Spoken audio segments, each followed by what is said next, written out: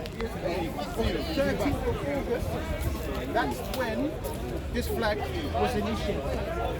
So no matter your race, your creed, your religion, your gender, this flag is important because it has a massive establishment against the oppression of European people or the West.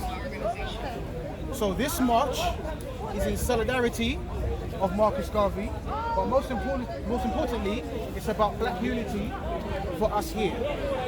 We have other movements going on, like Black Lives Matter, which is great, which is fantastic. But a person like myself, being a black man, I'm sick and tired of begging or essentially reminding racist people that my life matters. I already know. I don't need to tell people. I don't need to. I don't need to beg. I don't need to be licky. I don't need to tell people, oh, by the way, can you add me into the list of lives that matter? So you've got white lives matter and Asian lives matter. I want to put black lives in there as well. I don't need to do that. I already know. What breaks my heart is that some of my brothers and sisters do not know this. So it's my duty as a black person to pass this information on to younger people, but also represent this. Whilst black people are here situated in the West, we are very comfortable in being European. We are very comfortable with being European. Essentially, due to the census, I may class myself as black British. Now, in the dictionary, black is seen as negative. British people have not been nice to black people ever. So me calling myself black British is a double negative. So I want to cancel that out. But how we cancel that out is having something to be proud of. Black history is everybody's history, but essentially, black people are got to stop being glory hunters. You don't need to be black for 31 days in October. You don't.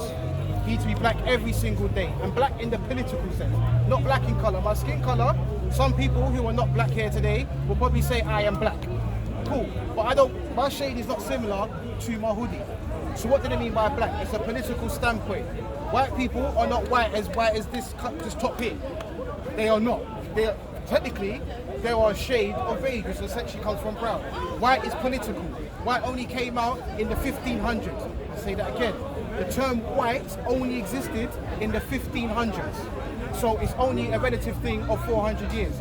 Prior to that, they were caused by nations or by the European tribes. So we've got to scrap that language. We've got to scrap that and understand how powerful we are.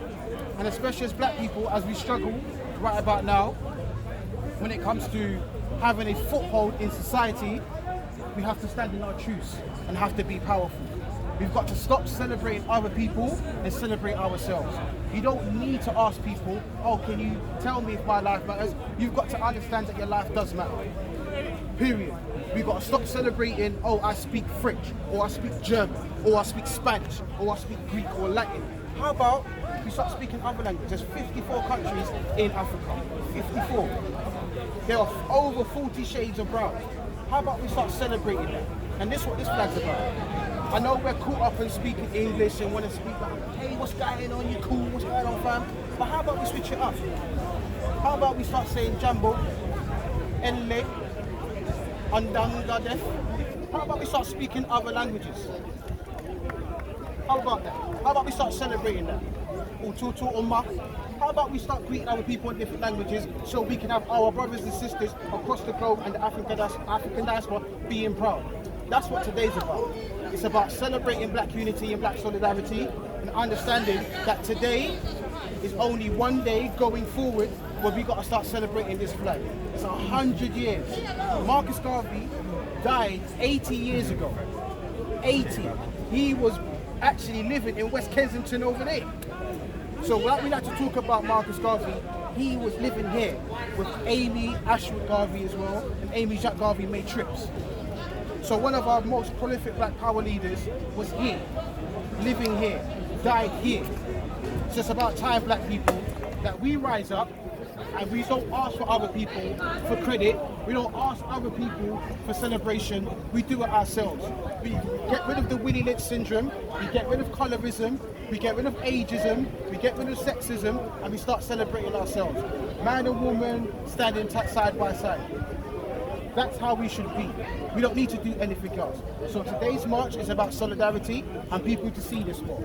Big up BLM, but I'm about all power to the people. all power to the people, just like how the Panthers did. So I'm wearing black to represent the middle. We've got some queens over here representing red, and we see more green over here to represent the flag. So today is about we're walking in honour of the UNIA's flag, of the Pan-African flag, and we stand in truth, we stand in harmony, and we stand in black love. But that's the one thing that's dangerous to the system, is black love. And today's about black love. I'm bringing that to the forefront. So everybody, thank you very much for turning up and being here. Now we're going to walk in our honour, and we're going to speak truth. More power.